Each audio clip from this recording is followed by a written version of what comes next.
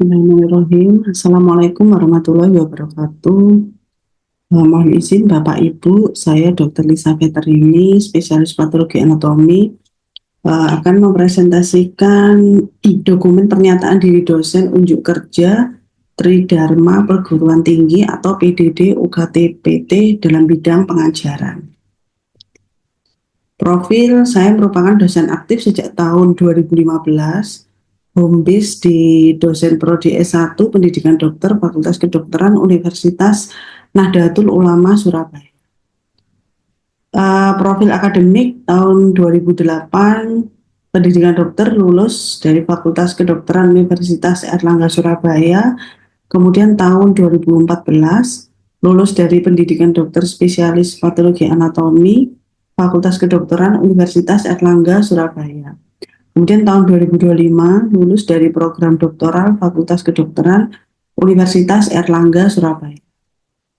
Mata kuliah yang diampu yang pertama dari ilmu patologi anatomi, kemudian blok sistem berupa sistem gastro, reproduksi, endokrin, hematolimfoid, muskuloskeletal, dan saraf. Kemudian mata kuliah sitohistoteknologi, mata kuliah keterampilan klinik berupa pemeriksaan tiroid serta kelenjar getah bening, kemudian modul integratif yang pertama. Mata kuliah patologi anatomi outline 1, deskripsi mata kuliah, kemudian kemampuan mahasiswa yang diharapkan, materi pembelajaran, kemudian sistem pembelajaran, kemudian pelaksanaan pembelajaran, kemudian 6, interaksi antara dosen dan mahasiswa, yang terakhir sistem penilaian mata kuliah. Deskripsi mata kuliah.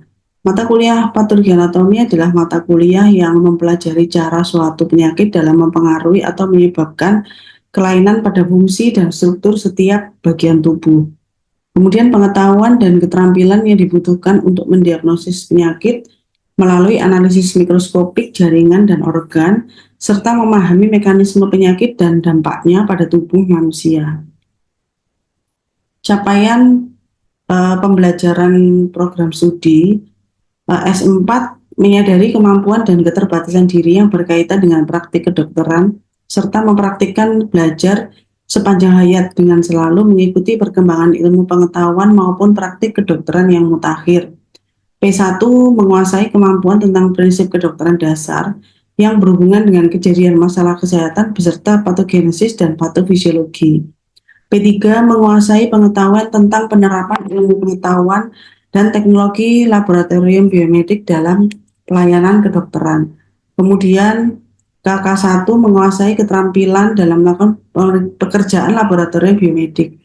Kemudian KK2 menguasai keterampilan dalam melakukan identifikasi agen penyakit seperti virus, bakteri, parasit, dan jamur serta toksin ataupun radiasi. Yang terakhir, menguraikan keadaan abnormal tubuh manusia berdasarkan dari ilmu patologi anatomi.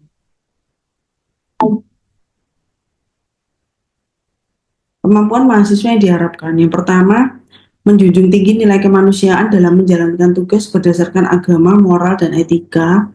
Yang nomor 2, berkontribusi dalam peningkatan mutu kehidupan bermasyarakat, berbangsa, bernegara, dan kemajuan peradaban berdasarkan Pancasila. Yang ketiga, menerapkan etika profesi dokter spesialis patologi anatomi dalam menjalankan tugas atau tanggung jawab sebagai dokter spesialis patologi anatomi. Kemampuan mahasiswa yang diharapkan. Mahasiswa mampu menguasai teori dasar patologi anatomi pada sistem muskuloskeletal, respirasi, genitalia wanita, dan payudara, serta pengetahuan tentang patologi lingkungan dan mekanisme patogenesis berbagai penyakit infeksi. Yang kedua, mahasiswa mampu menjelaskan dan menelaah proses adaptasi, jejas, kematian sel, proses keradangan dan pemulihan jaringan, neoplasia, mekanisme penyembuhan dan pemulihan jaringan, patogenesis neoplasia dan gangguan hemodinamik, serta gangguan hati dan pankreas. Kemampuan mahasiswa yang diharapkan, keterampilan, jadi mampu mengambil keputusan secara tepat dalam konteks penyelesaian masalah dalam menegakkan diagnosis di bidang ilmu patologi anatomi. Yang kedua, mampu mengelola pembelajaran secara mandiri. Ketiga, mampu menunjukkan kriteria mandiri, bermutu, dan terukur. Yang keempat, mampu memelihara dan mengembangkan kerjasama dengan pembimbing, teman, maupun tenaga medis lainnya, serta kepada pasien dan keluarga pasien.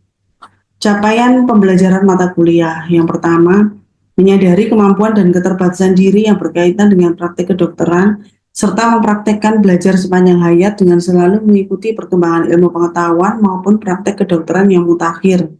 Nomor dua, menguasai pengetahuan tentang prinsip kedokteran dasar yang berhubungan dengan kejadian masalah kesehatan beserta patogenesis dan patofisiologi. Yang ketiga, menguasai pengetahuan tentang penerapan ilmu pengetahuan dan teknologi laboratorium patologi anatomi dalam pelayanan kedokteran. Yang keempat, menguasai keterampilan dalam melakukan pekerjaan laboratorium patologi anatomi. Yang kelima, menguasai keterampilan dalam melakukan diagnosis berdasarkan hasil mikroskopik dan makroskopik. Yang terakhir, menguraikan keadaan abnormal tubuh manusia berdasarkan ilmu patologi anatomi. Kemudian materi pembelajaran yang pertama dari patologi anatomi secara umum, kemudian selanjutnya ada sitologi dan FNAB, selanjutnya patologi lingkungan, nomor 4 ada jejak sel, nomor 5 inflamasi dan penyembuhan, 6 hemodinamik, 7 infeksi, 8 neoplasma, 9 payudara, 11 digestif dan aksesorius, 11 muskuloskeletal, 12 soft tissue tumor, 13 hematolimfoid, 14 endokrin, 15 gastro, 16 histoteknologi, 17 blok sistem, 18 adalah keterampilan klinis kedua, kemudian yang nomor 19 adalah modul integratif yang pertama. Sistem pembelajaran dimulai dengan delivery atau menyampaikan, kemudian interaksi dengan mahasiswa, kemudian melakukan penilaian atau assessment. Pelaksanaan pembelajaran yang pertama secara online memakai Zoom, kemudian Unusa Esorogan digunakan sebagai media pelaksanaan pembelajaran yang dapat digunakan untuk mengakses jadwal dan materi perkuliahan, serta pencatatan jurnal pelaksanaan tatap muka setiap minggu. Kemudian dilakukan pembelajaran secara offline berupa kuliah klasikal. Ini adalah salah satu video contoh dari interaksi antara dosen dan mahasiswa. Siang hari ini kita belajar untuk neoplasia. Sebelum kita mulai pembelajaran, silahkan berdoa dulu. Baik, teman-teman, sebelum kita mulai pelajaran pada pagi hari ini, mari kita berdoa terlebih dahulu. Berdoa duluan. Bismillahirrahmanirrahim. Raditu billahi rabba wa bil islami dina wa bi Muhammadin nabiyya wa rasula. Rabbi zidni ilma warzuqni fahma. Rabbi ishrah li sadri wa yassir li amri wahlul 'uqdatam min lisani yafqahu qawli.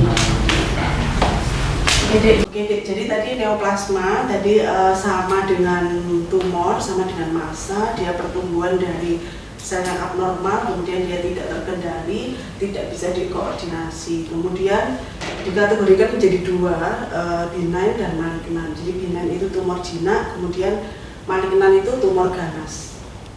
Jadi tadi ada tumor jinak dan tumor ganas. Kalau kita lihat foto pasien ini sebetulnya dari klinis, dari makroskopis kita melihat kalau ini kelihatannya ya, dugaan kita adalah dia tumor yang ganas, karena kita melihat yang pertama makroskopik, artinya tidak perlu menggunakan mikroskop, dengan mata telanjang, jadi tanpa bantuan. Kemudian kita lihat perbedaannya antara mama yang kanan dan yang kiri. Jadi yang di sebelah kanan kita lihat kulitnya, jadi lihat berdungkul-dungkul, kemudian ada ulkus, mulai timbul ulkus, kemudian kulitnya seperti kulit jeruk, jadi kita sebut dia dengan pseudo orange. Kemudian ada retraksi, jadi putingnya, nipelnya itu tertarik ke dalam. Oke, ini juga salah satu contoh juga kita lihat dari digiti 1 pedis, kita lihat dia tumornya. Kalau kita lihat klinisnya juga dugaan kita juga tumor ganas. Jadi kita melihat ada ulkus di situ, kemudian sebagian juga tampak nekrotik, kemudian batasnya juga tidak terlalu jelas. Kemudian penamaan, jadi tumor itu banyak ya, namanya juga cukup banyak. Itu berdasarkan tidak kita asal memberi nama, jadi ada komponen-komponen yang terkait, jadi dia tergantung di mana ganasnya. Jadi berasal dari jaringan apa yang ganas. Jadi terutama stroma apa, jaringan ikat apa yang komponen ganasnya di situ, maka itu akan menjadi penamaan. Kalau dia tumor jinak berakhiran dengan oma, belakangnya oma. Kemudian yang ganas biasanya kita sebut dia cancer, dibagi jadi dua kategori, yang berakhiran karsinoma dan yang berakhiran sarkoma. Jadi kalau yang berakhiran karsinoma, jadi dia ganasnya dari komponen epitelial. Sedangkan kalau sarkoma, keganasan itu berasal dari jaringan ikat atau mesenkimal. Jadi nanti kalau ada yang nggak ngerti, boleh bertanya sambil ini supaya nggak lupa. Kemudian ini tadi contohnya, jadi apabila dia berasal dari jaringan ikat, fibrus, maka kalau tumor jinak jadi fibroma, kalau tumor ganas menjadi fibrosarkoma. Misalkan jaringan lemak, lipid, kalau dia tumor jinak, lipoma, tumor ganas menjadi liposarkoma. Kemudian ini kasus yang banyak ya, leomioma. Jadi leomioma berasal dari jaringan otot yang halus. Kemudian kalau dia jinak leomioma, kalau ganas menjadi leomiosarkoma. Jadi kalau ada pertanyaan silakan bertanya. Kemudian ini yang dari epitelial, jadi dari epitel, jadi misalkan dari epitel squamous, jika jinak jadi squamous papilloma, kalau dia tumor ganas jadi squamous cell carcinoma. Jadi jangan terbalik dengan yang sarkoma. Kemudian ini ada contoh tumor dari melanosit. Kalau dia jinak bukan melanoma ya, jadi beda, dia adalah nevus. Nanti kalau melanoma ada penamaan tersendiri. Lanjut. Oke, kemudian ada tumor yang lebih dari dua komponen. Jadi ada mix tumor, kemudian ada teratoma. Next. Oke, ini juga contoh dari kelenjar liur, kemudian dari kelenjar jaringan ginjal, maka ada nama-nama khusus. Lanjut. Oke, ini jadi gross ya. Kita lihat makroskopik, kita melihat dari kista jaringan ovarium. Kita lihat kista kita potong, kita belah, dia isinya rambut, kuku, tulang, jadi lebih dari satu komponen. Selanjutnya. Oke, ini dia juga non neoplasma, tapi dia menyerupai neoplasma. Contohnya pada choriostoma dan hamartoma. Kemudian eponim, jadi penamaan tumor tergantung nama penemunya. Jadi misalkan seperti Wilms tumor, jadi itu yang menemukan adalah Mr. Wilms. Kemudian Hodgkin itu juga nama penemu, Ewing sarkom. Kemudian ada Warthin tumor pada kelenjar liur.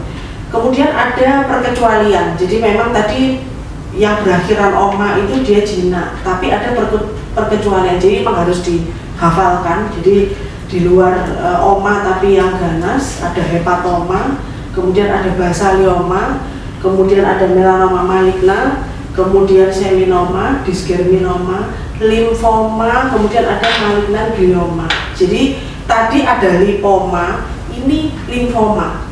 Jadi jangan sampai keliru kalau lipoma P dia berasal dari jaringan lemak, tadi jinak, jadi beda ya. Kalau limfoma ini dia berasal dari kelenjar getah bening, jadi beda lagi. Selanjutnya. Kemudian ini jinak sama ganas itu sebenarnya kita bedakan, diferensiat dari keempat kategori. Yang pertama transformasi malignan, jadi ada diferensiasi dan anaplasia, kemudian ada kecepatan pertumbuhan, kemudian ada invasi lokal, dan ada penyebaran atau metastasis. Kalau kita lihat gross pasien ya, kita lihat makroskopik, kalau melihat seperti ini memang sulit sekali kita membedakan apakah ini tumor jinak atau ganas. Jadi karena perlu diingat, diagnostik itu secara makroskopik hanya 30%. Artinya kalau kita mencurigai itu jinak atau mencurigai itu ganas, belum tentu itu benar. Masih ada 70% yang harus kita konfirmasi dengan mikroskopik. Jadi harus melihat selnya betul jinak atau ganas, seperti itu dia. Kemudian disebut dengan diferensiasi. Jadi penjelasannya, diferensiasi itu seberapa jauh sih sel itu berubah dari sel yang normal. Jadi kita bisa lihat ada well differentiated, moderate, ada poorly, ada undifferentiated. Semakin ke bawah, semakin ke undifferentiated, kita nggak tahu dia berasal dari sel apa. Jadi apakah dia ini squamous, sel epitel squamous atau sel yang lain. Maksudnya seperti itu. Next. Kemudian yang disebut dengan anaplasia. Kalau ada kata-kata anaplasia maka ini sudah pasti ini suatu keganasan. Jadi apa yang masuk kategori ganas? Yang pertama kita melihat intinya bagaimana, ada pleomorfik atau tidak. Kemudian perbandingan inti dan sitoplasma, apakah lebih dari satu atau tidak. Kalau sel normal gimana intinya dia 1, sitoplasmanya yang 4. Kalau dia semakin ganas, sitoplasmanya semakin hilang. Jadi inti saja membesar itu semakin dia ganas. Kemudian ada abundant mitosis, jadi mitosisnya banyak, abundant itu banyak. Kemudian ada jaring sel, kemudian kehilangan dari polaritas, kemudian ada hiperkromatik. Hiperkromatik artinya kromatin itu dia hitam sekali, bergumpal. Kemudian loss polarity artinya dia sudah acak-acakan di situ. Yang biasanya dia berbaris rapi itu sudah tidak rapi. Next. Kita lanjutkan selanjutnya. Oke, jadi ini bisa disebut dengan giant cell tumor. Dia sitoplasmanya 1 besar, kemudian intinya juga membesar.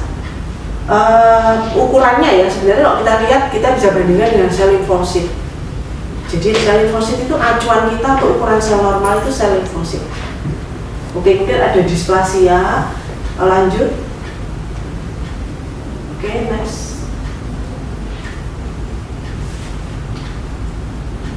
Kecepatan pertumbuhan. Jadi kalau untuk rate of growth-nya semakin dia ganas maka kecepatan pertumbuhannya pasti lebih cepat dibandingkan dengan yang jinak.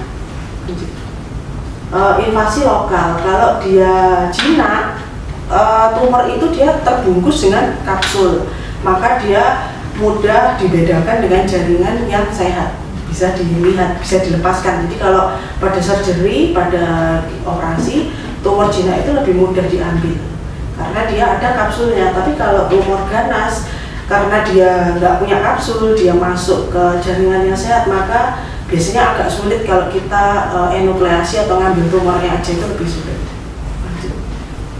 Jadi seperti ini kita bisa lihat di makroskop, ini gross bahan operasi. Yang sebelah kanan fibroadenoma itu tumor jinak, kita lihat dia itu tumornya aja. Jadi jaringan lemak-lemak kan payudara itu terdiri sebenarnya dari lemak ya. Yang kiri sebenarnya tumornya itu hanya yang ini, nah ini. Tapi kan dia batasnya nggak tegas. Nah itu dia bedanya dengan yang ini. Maka itu dia lemaknya pasti ikut terambil jaringan yang sehat. Lanjut. Oke, jadi seperti ini secara mikroskopik kita lihat di mikroskop. Yang sebelah kanan tadi fibroadenoma masih bagus ya, kelenjar ini kan kelenjar payudara masih bisa kita lihat kelenjarnya, tapi yang sebelah kiri itu suatu cancer atau keganasan. Jadi dia duktulinya, kelenjarnya sudah tidak terlihat seperti ini lagi, kemudian selnya sel yang anaplasia. Kemudian metastasis atau penyebaran. Jadi penyebaran itu melalui macam-macam ya, melalui kelenjar limfe, kemudian melalui pembuluh darah, kemudian bisa juga masuk ke rongga-rongga di dalam tubuh. Next. Next. Oke, jadi ini ilustrasinya kalau kita lihat pada reproduksi wanita. Jadi kalau benign, jinak, contohnya leomioma, berarti dari otot uterus dia jinak ya, maka kita lihat grossnya dia berkapsul, jadi lebih mudah diambil tumornya. Kemudian yang malignan leomiosarkoma, karena dia batasnya tidak tegas maka dia seperti menggigit di jaringan sekitarnya. Kemudian ini invasi dan penyebaran tadi ya, bagaimana tumor itu bisa menyebar. Jadi dia memang menembus ke jaringan dinding dari endotel. Jadi dia menembus, dia melekat, kemudian dia menembus, kemudian dia akan masuk, kemudian melalui aliran tersebut, baik darah maupun kelenjar getah bening. Jadi yang pertama dia kehilangan dari ikatan dari sel-sel tersebut, kemudian perlekatan, kemudian akhirnya masuk dan migrasi. Next. Ini grossnya bahan operasi, ini tumornya saja, berarti ini tumor jinak. Dugaan kita ini tumor jinak, jadi nggak boleh ya diagnostik dari makroskopi saja. Lanjut. Ini juga bisa kita lihat ya, miom ya, ini grossnya leiomyoma, kita lihat tumornya berbatas tegas, ini dinding uterusnya, ini tumornya. Oke, lanjut. Ada yang mau ditanyakan deh sebelum lanjut? Rafli? Mohon izin, bagaimana cara membedakan dokter dari gross, bagaimana membedakan tumor jinak dan tumor ganas? Apakah cukup dari gross atau sampai mikroskopis dokter dapat menegakkan dari diagnostiknya? Oke, baik, terima kasih Rafli. Jadi yang pertama tadi, kalau kita mendiagnostik dari gross, dari makroskopik itu hanya 30%. Jadi mendukung saja, kemudian pastinya harus terkonfirmasi dengan mikroskopik. Kita lihat dulu selnya itu bagaimana, karena keakuratan tetap lihat selnya. Jadi 70% pakai dengan mikroskopik, tapi dari makroskopik, dari melihat gross itu mendukung. Jadi misalkan yang pertama, pada tumor jinak kita pasti bisa melihat batasnya pasti tegas. Karena dia berkapsul, maka batasnya tegas, mudah diambil ketika operasi, jadi enukleasi diambil tumornya saja. Kemudian kebalikannya, kalau yang ganas, dia pasti batasnya tidak tegas, kemudian karena dia tidak berkapsul, kemudian biasanya sampai dengan bulbus, sampai timbul bulbus, seperti itu. Jadi tetap ya, konfirmasinya tetap dengan mikroskopi. Baik, ada lagi Dek? Terima kasih dokter. Ada lagi? Ali, mau bertanya? Ya. Tadi disebutkan ada limfoma sama limfoma ya. Betul. Bagaimana kita mengetahui apakah ini masuk ke jinak atau ganas? Baik Dek, jadi Ali, tadi kan kalau kita dari gross hampir sama dengan yang saya sampaikan ke Rafli. Jadi kita lihat apakah dia berbatas tegas, tumornya hanya terlokalisir di situ, ataukah dia sudah menyebar juga di tempat lain. Kemudian kedua, kita lihat selnya. Selnya itu yang pertama, apakah dia sel lipid, sel lemak, ataukah dia sel limfosit. Kalau misalkan ini limfosit, maka ini kemungkinan memang limfoma. Kemudian kita pastikan ada anaplasia atau tidak. Kalau misalkan dia lipid, oh ini mungkin lipoma. Kita lihat selnya anaplasia atau tidak. Kalau tidak anaplasi, dia berarti lipoma. Kalau dia anaplasia, liposarkoma. Seperti itu. Oke, bisa saya teruskan ya? Oke Dek, jadi ini contoh pada saat kita di OK ya, di kamar operasi. Sebetulnya kami dari patologi anatomi biasanya join dengan bedah atau yang melakukan operator ya. Jadi apa saja sih, bisa bedah umum atau ortopedi dan sebagainya yang memerlukan bantuan untuk fresh cook. Jadi durante operasi teman sejawat bedah ingin mengetahui ini jinak atau ganas durante op. Artinya saya harus cepat menjawab ini jinak atau ganas. Karena apa? Sekalian ngambil tumornya, tujuannya seperti itu. Jadi misalkan memang sebelumnya kita bicara tentang histopatologi ya, tumornya diambil, kemudian dikirim ke PA, nunggu sampai 7 hari, 10 hari baru keluar jawaban. Tapi tidak pada saat fresh cook. Pada saat fresh cook, pasiennya masih belum sadar, masih terlentang ya di meja operasi, kemudian buru-buru bertanya ke PA, sudah janjian Dek. Jadi dokter PA-nya juga standby, kemudian saya cepat dalam 30 menit saya jawab. Jadi ini dipotong sedikit, dipotong sebagian, kemudian kami proses cepat, fresh cook dibekukan dengan es, kemudian potong cepat langsung saya baca. Kalau saya jawab jinak, diambil tumornya saja. Oh jinak dong, baik, cepat ini selesai. Kalau saya jawab ganas, ngambilnya lebih banyak, lebih radikal, lebih luas. Jadi misalkan pada payudara ya, misalkan kalau saya jawab jinak, tumornya saja kan, payudaranya masih utuh. Kalau saya jawab ganas, radikal, berarti radikal mastektomi, diangkat semua jaringan payudaranya sampai dengan aksila, sampai dengan KGB yang ada di aksila. Jadi memang beda sekali penanganan kalau itu jinak atau ganas. Jadi lebih efisien jika kita melakukan fresh cook, pasiennya tidak dioperasi 2 kali. Kalau misalkan ini tidak di fresh cook, PA dulu aja pertama, kemudian saya jawab ganas, waduh padahal kemarin ngambilnya cuma sedikit, maka dijadwalkan lagi operasi kembali. Jadi itu akan membuat tidak efisien baik waktu maupun biaya bagi pasien. Jadi itu, jadi kepentingannya seperti itu. Lanjut. Oke, tadi ini kita bagi 2 ya supaya mudah. antara tumor jinak dan ganas. Kalau yang jinak pertumbuhannya pasti lebih lambat. Kemudian kapsul well defined, artinya dia berbatas tegas. Kemudian well differentiated, artinya kita bisa tahu oh itu dari sel apa. Kemudian mitosisnya cukup kecil, rendah. Kemudian do not metastasis, jadi dia tidak menyebar. Jadi ini dia punya kapsul, yang ganas tidak punya kapsul, seperti itu. Baik, ada yang mau ditanyakan, Dik? Kalau tidak ada, bisa kita cukupkan pembelajaran siang hari ini. Sudah, Dik? Sudah cukup? Terima kasih. Saya akhiri. Assalamualaikum warahmatullahi wabarakatuh. Waalaikumsalam warahmatullahi wabarakatuh. Kemudian asesmen dilakukan sesuai komposisi yang telah disepakati dengan mahasiswa, berupa teori sebesar 65%, praktikum 35%. Secara detail nilai teori ujian tengah blok 27,5%, UAB ujian akhir blok 37,5%. Kemudian nilai praktikum didapatkan dari ujian tengah praktikum ditambah ujian akhir blok dari praktikum, kemudian dilakukan rata-rata atau dibagi dua, menduduki komposisi sekitar 35% dari total nilai. Kemudian diadakan ujian perbaikan setelah ujian tengah blok dan setelah ujian akhir blok. Kemudian tidak ada perbaikan dalam penilaian praktikum baik ujian tengah blok maupun ujian akhir blok praktikum. Kriteria penilaian, nilai di atas atau sama dengan 80 dikonversikan menjadi nilai A, nilai 75 sampai dengan kurang dari 80 konversi nilai AB, kemudian nilai 70 sampai dengan kurang dari 75 konversi nilai B, kemudian nilai 60 sampai kurang dari 70 konversi BC, nilai 55 sampai kurang dari 60 dikonversi C, kemudian nilai 40 sampai kurang dari 55 konversi D, kemudian nilai kurang dari 40 dikonversi E. Kemudian pencapaian akhir, nilai akhir batas lulus adalah nilai C.